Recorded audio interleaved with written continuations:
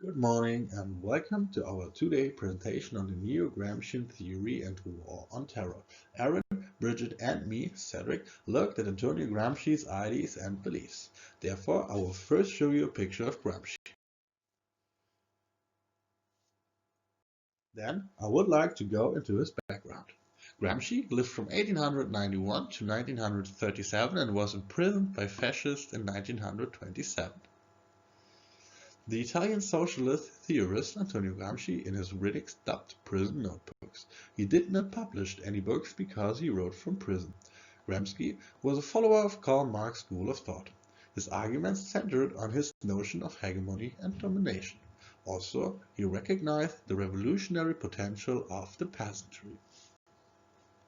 Now I will continue with other proponents of his theory.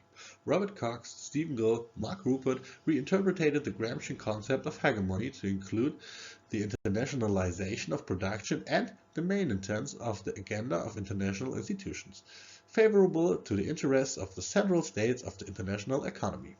Moreover, Gill and Rupert state that Gramscian's domestic view of hegemony expounded internationally where there is necessary use for coercion, but through transnational capitalist classes. Their Davos group, Western ideas of liberalism, democracy, free trade, and consumerism that have allotted them most of them success in establishing their hegemonic control over the international system. I quote Cox. Word hegemony is expressed in universal norms, institutions, and mechanisms which lay down general rules of behavior for states and for those forces of civil society that act across national boundaries. So let's focus on Gramsci's main assumptions.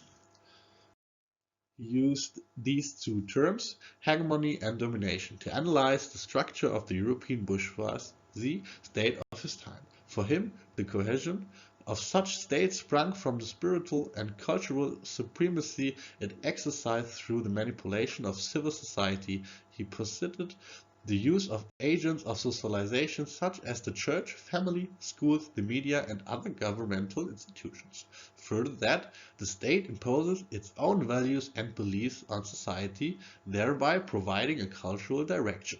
Adamson, 1984. The state's hegemony in this sense becomes rule by consent. A state seeks rule by consent and strives to secure frequent approval to its authority. This makes legitimacy a requisite for the state. Unlike Marx, he saw the complex and concealed modes of class domination which manifest itself in what he called hegemony. Gramsci argued that unlike Marx, who saw the base as one that will crumble, it will not be easy to do so, and if it does crumble, there was not going to be a revolution. He gives an example of the Great Depression of early 1930s.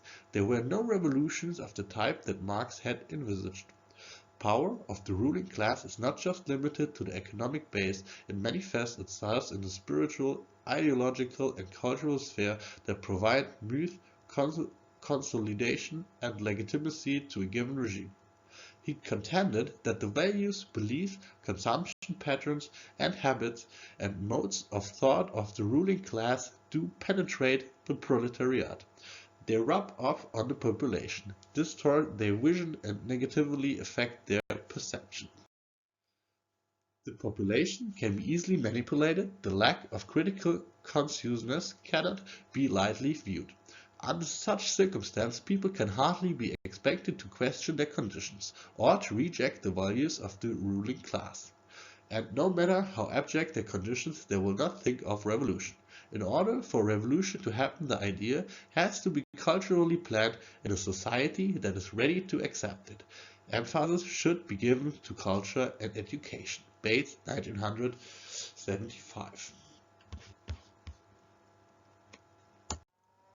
My group member Aaron will continue with the following slides.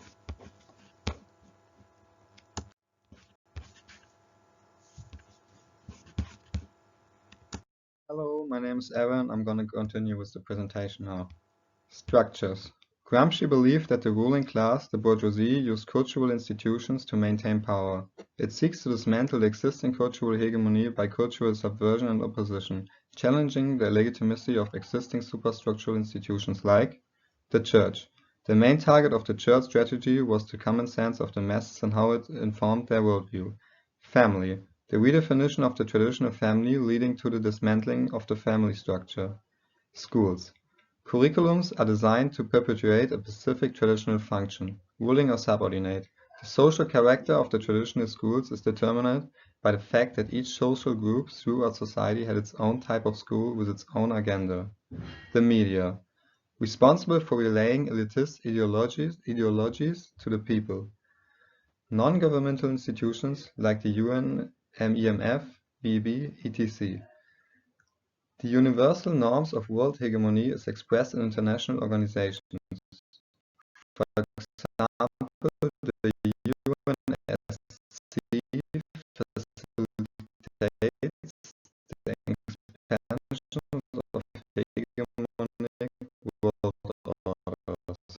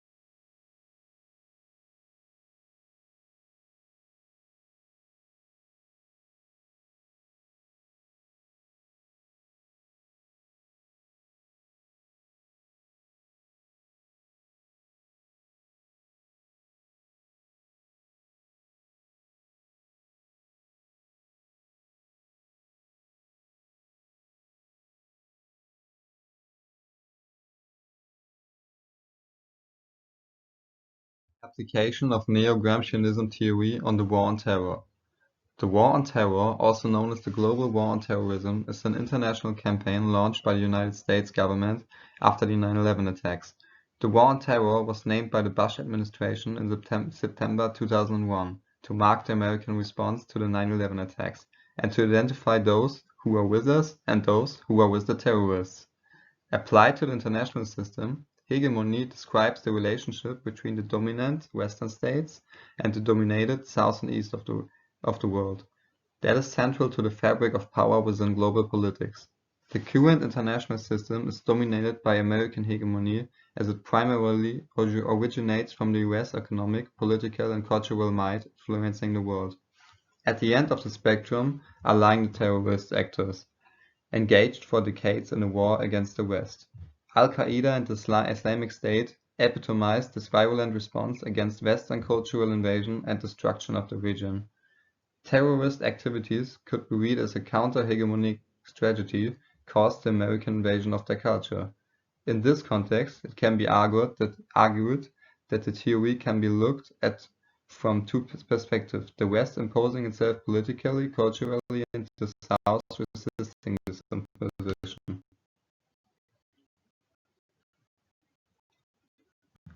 War on terror discourse emerging from the 9/11 attacks ties together terrorism, national security, war, and Muslims, reinforcing narratives about Muslims as inherently violent, threatening, and as potential terrorists. The politics of how Muslims are situated in the war on terror in relation to the West is linked to the construction of knowledge about Muslims and the possibilities for how they are and can be known in the West. The war on terror discourse situated Americans as good, innocent victims and attackers as evil perpetrators. A majority of the discourse was heavily done through media, which shaped the American citizens' view of Muslims in general. This is still being seen today. It will be an uphill task to change people's perception. Through these categories of good and evil, the story of 9/11 was elevated to the level of a national sacred myth in American public discourse. The perception of terrorists by the United States painted a picture of individuals who had no grievances but rather an evil outfit. Hegemonic status demands the ability for hegemony to maintain its capacities. The United States exhibits structural power and relational power. The hegemon exercises its relational power to subordinate another country to do what suits its interests. The United States employed relational power created by its structural power to compel the United Kingdom to invade Iraq in 2003. The US was able to organize a coalition of 36 countries and to be strongly supported by the United Kingdom because of its relational power acquired throughout the years, led to an anti-American sentiment within Iraq and further legitimized Al-Qaeda's actions, hence 9/11. This demonstrates that the term terrorism has been applied solely to those movements that have challenged the position of the dominant powers of states. For Neo-Gramscian theorists, it is the hegemonic ideas espoused by the dominant states that are most significant in both controlling and maintaining current global arrangements, since they promote values and beliefs that create the impression that the structure benefits all, when in fact it works in the primary interest of the leading powers themselves. This has been clearly demonstrated in the War on Terror, where ideas of the US being the hero, the good guys, bringers of democratic values all over the world, leads people to believe that the invasion of Iraq was to remove a vicious dictator and bring democracy. This took away from the fact that the US was interested in resources and wanted to place itself strategically in the Middle East. There is a close cooperation between powerful elites and international economic and political institutions in order to maintain hegemony. This is evident when the US uses the United Nations to approve wars and trade organizations to impose sanctions, among other strategies.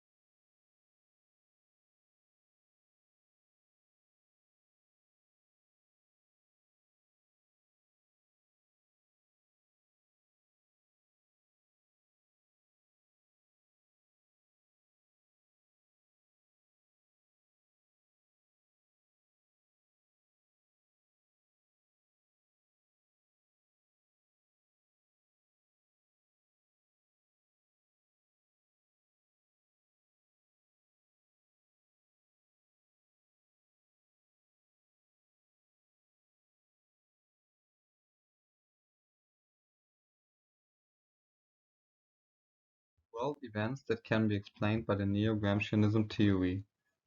For example, colonization of Africa. To explain the imposition of Western values and culture and the revolution of Africans to liberate themselves. It explains why the media is a strong source of legitimizing the state's actions to the people. COVID-19 pandemic has given an opportunity for states to maintain their status quo through manipulation of people's fears of the virus. Through imposition of curfews and lockdowns coupled with enhancement of police brutality for the sake of safeguarding the population. Brexit was the result of several diverse and often seemingly contradictory ideas merging around the counter-hegemonic rejection of EU hegemony. Does Neo-Gramscianism explain the war on terror? Gramsci's theory of hegemony is applicable in explaining the war on terror. Use of manipulation of cyber society, mainly through media. Revolutionary potential of the peasantry, in this case the Al-Qaeda, where the state imposes its own values and beliefs on society, thereby providing a cultural direction, has been observed in the war on terror values such as democracy. By convincing the people of its noble cause, the US got approval to institute laws that not only negatively affected the world, but also the same citizens that approved them. The theory can also be used to explain why there hasn't been a revolution by the American people, due to the imposition of the war on terror. Gramsci referred to the Great Depression that did not elicit a revolution. Adopting a Neo-Gramscian perspective provides an alternate view on the motivations behind the way